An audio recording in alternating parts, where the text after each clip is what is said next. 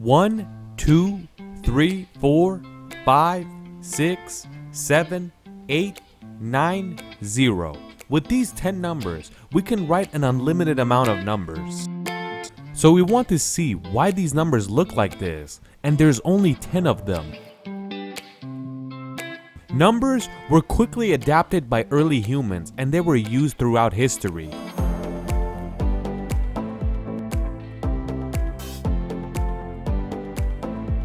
If we want to see the exact history of numbers, that is a huge problem. But we have to say, early humans would use their fingers to count, and to write the numbers, they would draw lines. Like if they wanted to write the number 4, they would put 4 tally marks next to each other. But the more human civilization moves forward, the more complicated it gets. And it got to a point where tally marks were not doing the job anymore.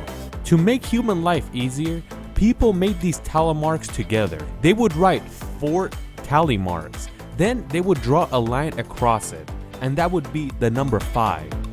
With this, they could easily count, but obviously it had a lot of problems still.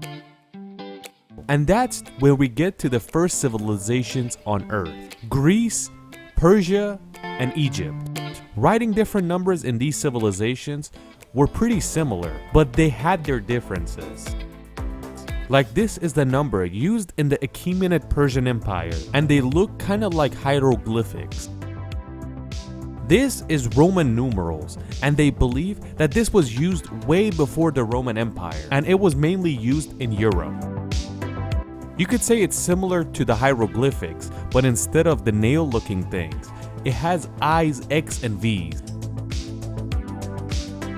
The Romans would use this numeral system for years, but it was very difficult to work with. The higher the numbers would get, the harder it was to understand it.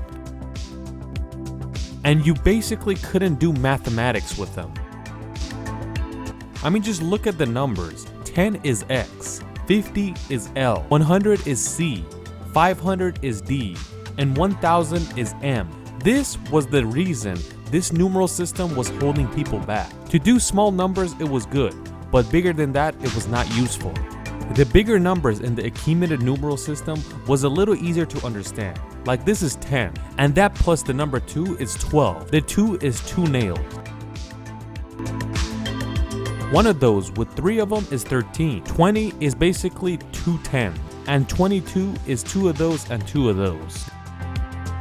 This was less complicated, but obviously it was very hard to work with. And the higher the numbers got, the harder it was to work with. These problems continued until we got to the 8th century.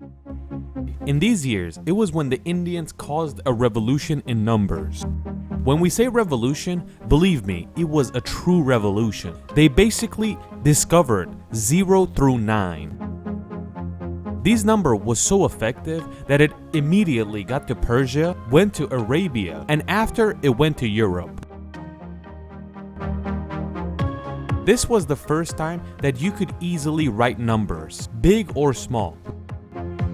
Like 316 is 13, 11, and 16. You could easily write it and easily understand it. But do you know what's the most important thing these numbers had? The number 0. Previous systems did not have the number 0. Like with the old system, the difference between 63 and 603 was very different. But with the new numeral system, you just add a 0 in the middle. Or 12, 1 0 in front of it, and you have 120. But in Roman numerals, 12 is XII. So what is 120? Instead of putting a 0 in front of it and it's 120, everything changes. 120 is CXX. This is what made the old systems complicated. Old mathematicians would believe when you add stuff together back in the day, there was always something missing. It seems like something is incomplete. 0 did something very important for mathematics, not only to write numbers, but decimal points. And that's with the decimal point and zeros. Like 0.02, 0.002, 0.0002. Without zeros, this was not possible. But how did these numbers come along? The numbers you see on the left are the original numbers, and they came from India. But how did it turn to the bottom section? That number system came from the Middle East. In the Abbasid Caliphate, this was the number invented. The Persians say they invented these numbers, and the Arabs say they invented it. But where did these numbers we all use come from?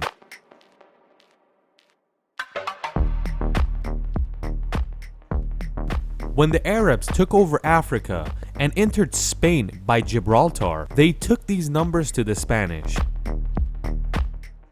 The Spanish saw how useful and effective these numbers are, and they adapted it in their own way. This was the first numeral system that they copied from the Arabs.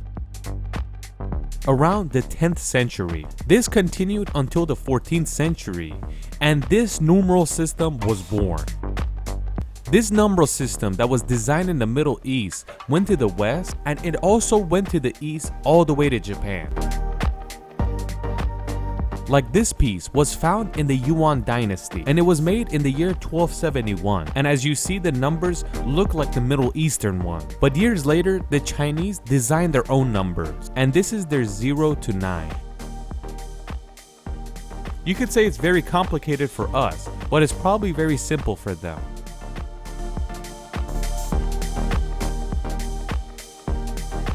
I'll tell you the short version. Before the Indians discovered these types of numbers and spread it all over the Middle East, accounting was very difficult, and it's easy to say you couldn't do mathematics. It was always something missing or wrong. It was these 10 numbers that made mathematics easy. It's because of these numbers that makes mathematics so interesting and easy to work with. Numbers are so interesting that we have other videos made about them. And our most interesting video we made is about Nikola Tesla's 369, the key to the universe. If you're interested in numbers and mathematics, please watch this video.